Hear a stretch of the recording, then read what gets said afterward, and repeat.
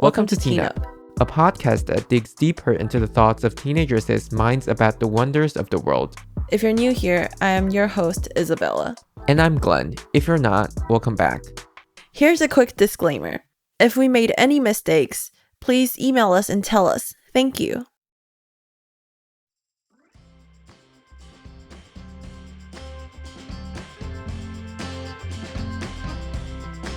Welcome to Teen Up. Today we have Lingjie from the Worst Asian Podcast. So why don't you introduce your podcast and what it is about? Yeah, sure. Hello out there. My name is Lingjie. I produce and I co-host a podcast with my longtime best friend, childhood friend. It is called The Worst Asian Podcast. Yes, I know the name is a bit strange, but a lot of it comes down to, or I should say the worst part implies that both Ben and I are unfortunately the worst representations of a Chinese American and of a Korean American. So through the course of the podcast itself, we have fun conversations with each other, with guests. And what we're trying to do is we're trying to rediscover more about our respective heritages as we have these conversations with people. Yeah, I think your podcast is really nice. And as an Asian myself, I think it is super relatable. And I think you're really helping out a lot of people here by saying that we're not the best Asians here. And sometimes we just don't know what we're doing as an Asian. Yeah, I know. It gets a bit confusing. I do also have to say, I've listened to your episodes as well. It's really nice seeing a younger generation be able to put themselves out there on like a very relatable and raw way. Yeah, thank you. Thank you. Well, why don't we just hit straight into the topic here? Sure. So in this episode, we're going to talk about family relationship. And that since we're all Asians here, Asian family dynamics are quite different from other cultures. How would you best describe an Asian family? There's always that stereotype that Asian families are very strict. They're very isolated. They're very to themselves. And I think, in some ways, stereotypes do have their roots in a little bit of truth. I do agree that an Asian family, generally speaking, of course, there's always the exception, but generally speaking, is very strict and is very conservative. I know I have the same thing from my family as well. So strict, conservative, is anal the right word to use? I mean, as in they just really want you to do things a certain way. And, very goal-fixed, goal-oriented. Mm-hmm. That might be the best way to describe it. Mm-hmm. Yeah, that's for sure. I could tell that from my family too. I believe that, my parents, personally, they would, provide the best like all Asian parents do. They think like they worked hard. Like for their generation, they worked hard, really hard to provide what we have today. Yeah. And they would say that like the education we're giving you here is for you to be the best and for you to be better than us and give your children even better things. Yeah. Would you guys both say it's also true sometimes education is probably top tier, like the first pillar in your households as well? Yeah, definitely. Yes. Well, I think it is actually something that's very nice because I know for some parents in Western societies, they wouldn't pay for their children's education, especially like for college. At least from what I know, most Asian parents or Asian households, they would pay for their children's college. Yeah, exactly. So that kind of shows you the dedication that they have to your education and how much of an importance they put on that. Actions speak louder than words. You can preach about how important education is and how that's the pillar of your household, but like you're saying, if you don't offer in some way to assist your kids when they go to college and to try to pursue that education, then what exactly do you mean when you say it's important, right? Yeah, definitely. Mm-hmm. Mm-hmm. So we talked about like Asian parents being more strict and conservative. Do you think that has restricted your relationship with your family, or do you think it helped with your relationship with, other people in your household? I think a lot of when I look back on my childhood, on my younger years, I think a lot of that has to do with less about my culture and just more about being a teenager, being a young adult. And the negatives that I saw in terms of my relationship with my parents were more a result of just being a general, crappy teenager in general, and not so much me being Asian or them being Asian, right? But I do think that in some ways, when I look back on it now, that because my parents were that stereotypical Asian family where they just focused on other things, the way that they showed affection wasn't necessarily received by me. And at that time, I felt as if they were ignoring me in some ways, right? Mm-hmm. But now that I look back on it, I know, clearly that's not the case. Just parents and people in general show affection and show love in different ways. So that kind of restricted how we had our relationship growing up. And in a lot of ways, I'm kicking myself in the butt, and I wish I had done things a little bit differently when I was a kid. Mm-hmm. Mm-hmm. Mm-hmm. I completely agree. Like for my parents, I feel like they also very much focus on like physical things. How they like you said, how they show their affection is really different from what we actually want. Like they would provide us things to eat and like a very good house, and they work really hard to, also to try to make their schedules fit our schedules. Yeah. But perhaps that's sometimes not what we necessarily need as a kid. Perhaps we need more emotional support. But since that's how they were brought up, they would also put this like physical need as the first thing.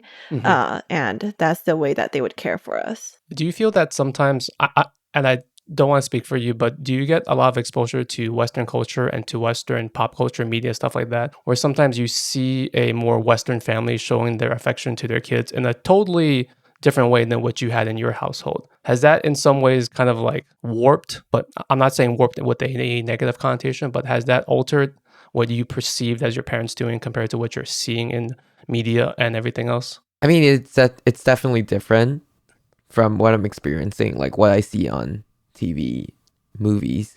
It is actually related to like something that I was gonna ask. Is that we were talking about how parents show affection in different ways, especially for like Asian parents. But it is not necessarily something that is uniquely Asian. Yeah. Because for some parents in Western culture, they also have a hard time of just telling their kids that they love them, or showing care, or just listening to them.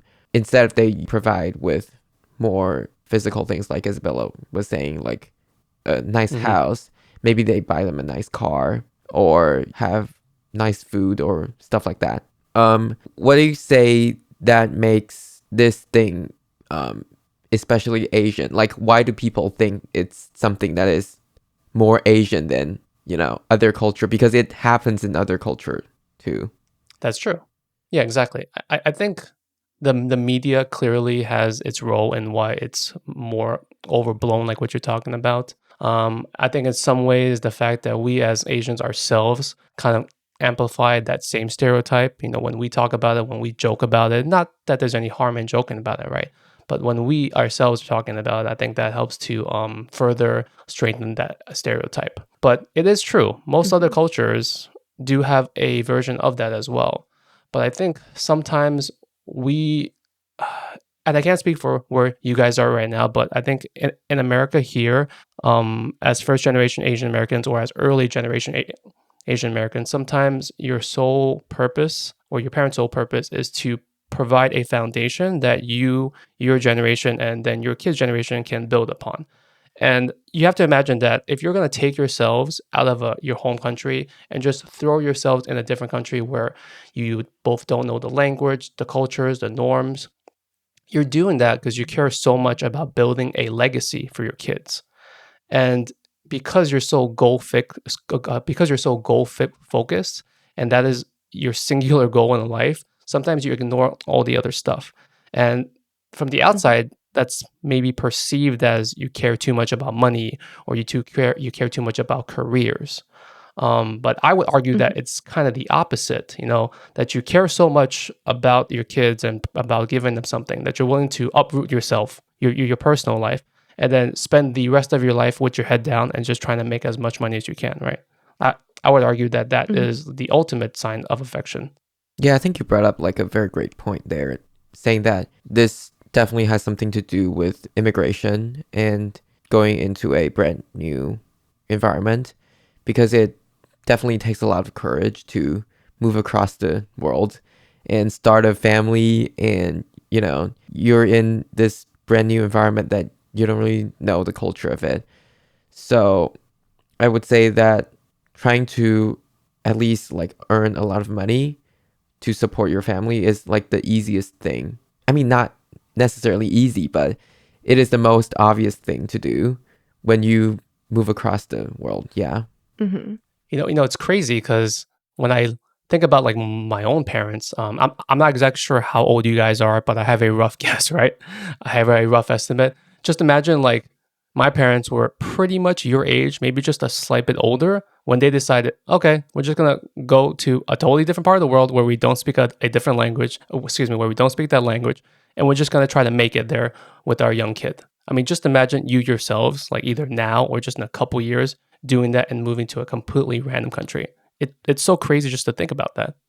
Mm-hmm. Mm-hmm. And I think that this has like to the question that Glenn asked about how Asian families are more portrayed like this. It's also that Asian families really care about their own families and they're willing to do so much for their family that, like you said, uproot their own personal lives and move to another country. And it's that because they care so much about their family, people always see Asians as more goal focused and focused on careers and stuff. Like I think all of that adds up together. Yeah. Do you think that because to us, or at least to a lot of people, they think that Asians are not as good at showing their emotions as, say, people that grow up in America? Yeah. Why do you think that is the case here? Because a lot of people say it's culture, but I can't really pinpoint a reason why it is something that is rooted in the culture. I think the simplest thing might just be the fact that you practice what you preach, in the sense that if you yourselves are not given that same type of external affection from your parents growing up, then you in turn have not learned how to reciprocate that same kind of love, right, in that same form or fashion. So regardless of culture, you can have any culture, pick one, whatever random one. If that set of parents don't show their kid any kind of outward affection, how is that kid supposed to learn what's normal? So if you just take the culture part out of it, it's simply because we aren't exposed to that type of thing growing up, and we don't know how to do it in return. Even in my own personal life, my parents never really did that growing up. So me myself being the only child, it was even harder because it was just the three of us growing up. We were kind of like our own little unit, and we just had to deal with things ourselves.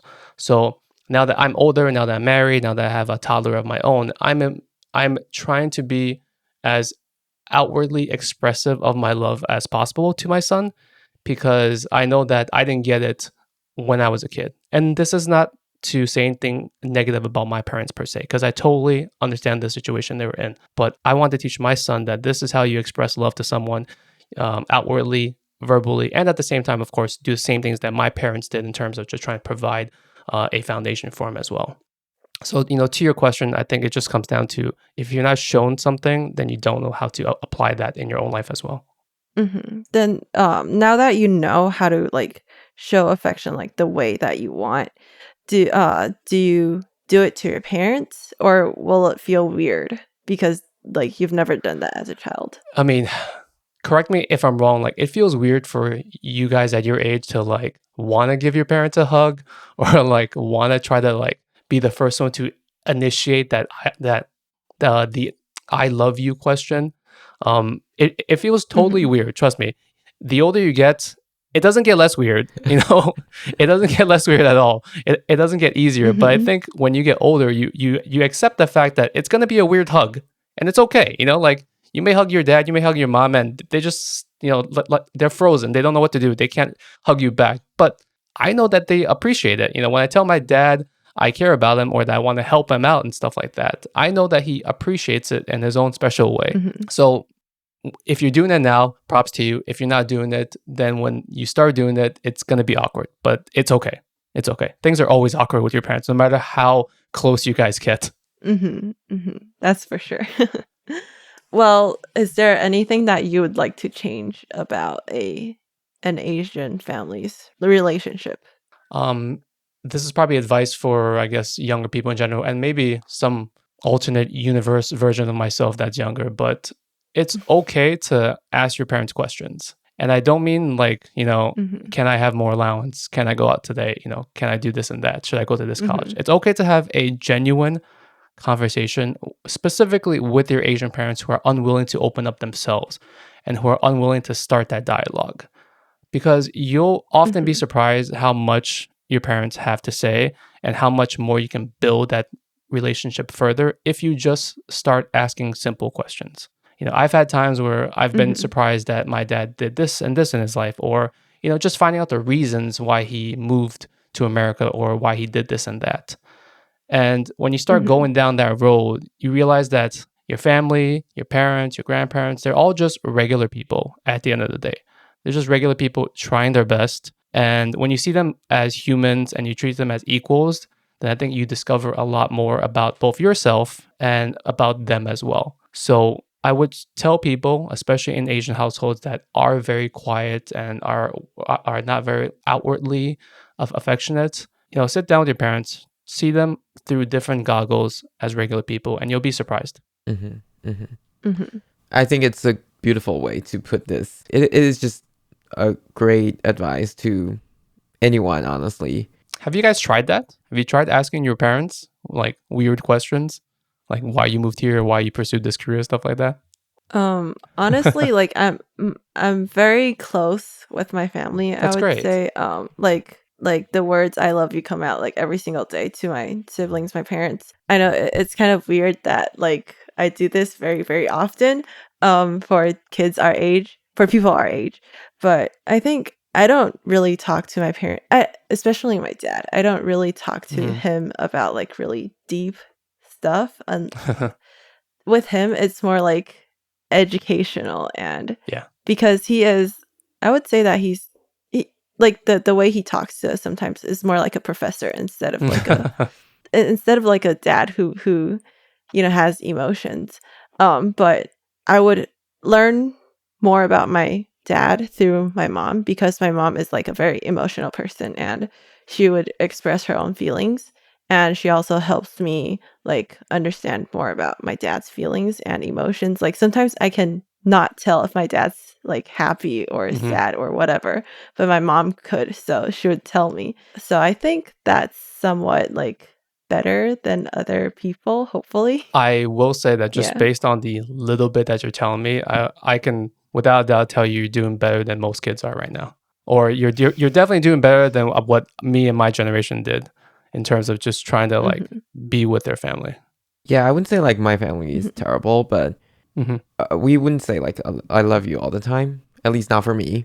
But we do talk about different things. It's mostly me asking them about things in the past, maybe like how they met, or Yeah. about other family members. And think I mean, it could just be part of me that really likes stories, because I like these interesting stories. I like hearing how um the other family members have faced these interesting things in the past, and I was just like, Yeah. oh my god, it's gonna make great movie plot or something like that. But I think it's You're just taking the ideas for when you become a Hollywood producer and you need a story yeah. idea. I just think it's great to know my family through this way, and also my parents. Yeah. It's truly Mhm. amazing. So we all think that family is the most important thing in the world. We were taught that. Would you agree with that? Because a lot of the articles that I'm reading recently, written Mhm. by people who grew up in the Western culture, of course, Yeah. they're saying that family might not be the most important thing in the world. Maybe Mhm. we need to pay more attention to relationships like friendship or other types of relationship. Well, I think maybe we should start off by redefining what family is. I don't think family needs to be boxed into pure blood family, right? Mm-hmm. I have friends that Mhm. I am very close with that I've grown up as kids. I have lots of people in my life that are in no way related to me, that in some ways I feel that that is my family. So Mhm. if you're going to go by defining family as purely those in your bloodline, then yes, maybe not so much. But I think if we broadly expand the term family a little bit and we include people in our lives that are important to us, like our friends, maybe mentors in work and school, things like that of that nature. Because to me, family just feels like people that bring a sense of belonging in your life. And that can come from all different places. So family is 100%, to me at least, the most important thing, because so much of what you do in your life is revolved around your family. And whether or not that involves you pursuing a particular career for your family, whether or not that is the reasons why you make certain choices about where to live, about where to move to for school and things like that, that all in some way or another is centered around your family. And whether you're consciously aware of it or not, it is one of the, if not the most important things in your life, because you can always come back to your family when things get tough. Jobs don't last forever. Sometimes relationships, love, and things like that don't last forever as well. Your favorite Netflix show also doesn't last forever. There's an end to that as well. But your family is always going to be there for you. So if you try to expand the definition of family just to mean all the important people in your life, then yes, it definitely is up there. Yeah, I think it's actually quite interesting because I'm not sure if it's true for Isabella because she has a lot of siblings. I'm a single child. Yeah, me too. So to me, at least, I would say it is important from a young age to find belonging in friendships, not because I don't have that feeling in my family. It's just that those are the people that those are the only people that I know that are my age. I think it's different for Isabella because she has siblings that are around her age. I mean, older, but still closer to her age. So I think it is like different for her. Yeah. So, Glenn, can I ask you, being an only child myself, do you sometimes wish you had other siblings? I don't think so, though. I like the peace. Really? I totally feel that way too. I think the only times when I wish I had a sibling is when there's like stuff to do with the parents, right? When they need help with something. I'm sure you can relate to this. When your parents need help with something because you don't have any siblings, it's literally all on you. It's all on your shoulders, and that's going to be there for basically your entire life. And I need to take care of both people when I'm older. Yeah. There is that part too, yeah. So I can completely relate to where you're coming from. And I could just push it onto other siblings. Isabella, you're so lucky that you have siblings, because I tell my wife this all the time. She has a bunch of sisters, and it's like it's like they can just defuse all their responsibility and split it amongst each other. It's you don't know how lucky you are, unless of course you have, let's say, not saying this about your siblings, but if you have siblings that just do absolutely nothing, then you're, double screwed. Yeah, I feel that. No, yeah, totally. But it gets annoying when you fight over things.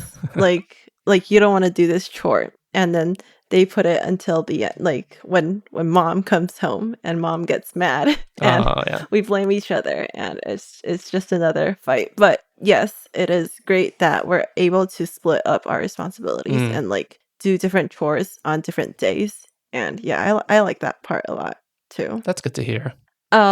Moving on to this last question. What might be different if you didn't come from an Asian household?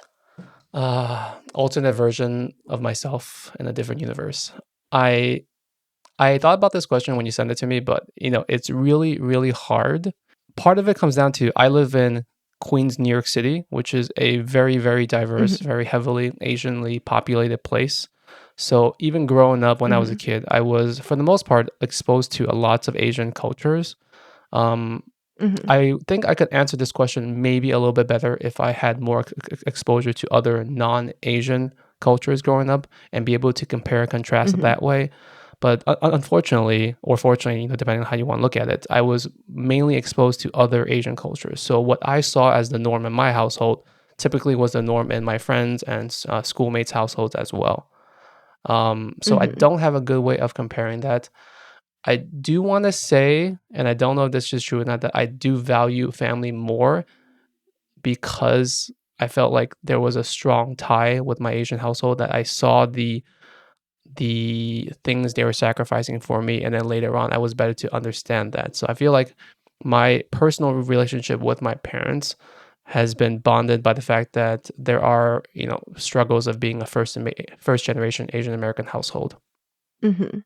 I think I can very much agree to that because I've lived in America for a little while and my mom brought us there and I could see how like my other classmates in school were not like first generations. Like they were probably like third or fourth Asian Americans, like generation Asian Americans. So like they couldn't really know what I was going through and what my family was going through. But I think, yeah, it's super important to know like there are other people who are trying to fit in this whole other society as well.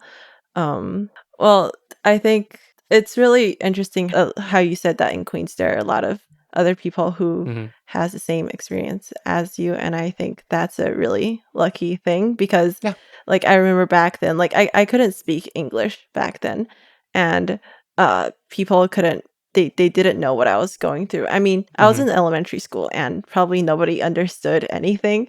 So I think it's really lucky that you are able to grow up in that type of environment. Yeah, I mean, wherever you go, it feels like you're always fighting to be accepted in some way. I mean, I'm not sure what both your backgrounds are way back, but do you, your English is very, very good. So I assume, Isabella, of course, you said you used to be in America as well, but going back to where you are now, did you ever feel like you had a hard time re-assimilating back into Chinese culture? I think for sure. Like, right. Like, I came back to Taiwan a few years back, and I do feel like sometimes I don't fit in. Like, my mindset for sure is a lot different from other people. And I do see that I stand out amongst other Taiwanese girls. I don't dress the way that they do or talk or just like how I do things is different from them. And like I think the Western mindset is like instilled in me already. And how I think from my parents are also very different. And like it's not as traditional as other people. So yeah, I think that. I mean, I grew up wholly in Taiwan, so. Did you? Yeah. I cannot tell from your accent. Seriously. You must have watched a lot of TV. I do. Crazy, man. He practiced with me. No. That's good. But I would say like, because I'm heavily exposed to Western culture, especially American culture, I tend to not necessarily like my high school friends because these are people that are closer to me in terms of our upbringing. But for some of my friends in elementary school way back, when I'm talking to them now, I can see that there's a difference in mindset in how we view things. But it can definitely be influenced by a million different things. But I would say this culture definitely would affect this a lot. Yeah. Well, actually, I think this is pretty much what we had for you. And I think this conversation was super interesting and we actually went through a lot. And yeah, we talked about a lot of things that I didn't expect us to talk about. And I liked it. That's good.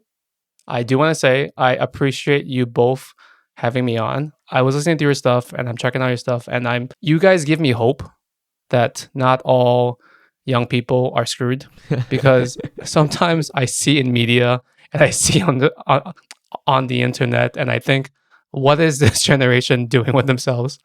But when I see people like you guys and you're taking yourself seriously but still having a good time, you give people like me, and I don't want to make myself sound old, but you give people like me hope. Well, that is super nice to hear. Thank you.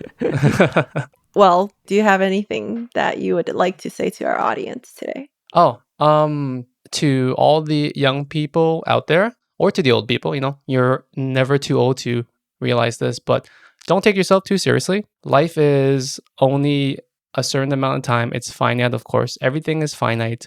Whatever is crappy will pass. Whatever is really, really good will also pass as well. So find those few things in your life, like what we talked about today, like family, things like that, that you value. Hold on to those things and try to just use that as a roadmap for where you should go with the rest of your life. I like that. Yeah, that is super nice. Thank you so much, Lingjie, for coming on to our podcast today. Of course. thank you for listening to this episode. We will upload a new episode every Thursday. Remember to like, follow, and share our podcasts with your friends and family. You could also share your idea and thoughts with us on our Instagram at teenup.podcast. Don't forget to like, subscribe, and share our channel. Thank you and bye.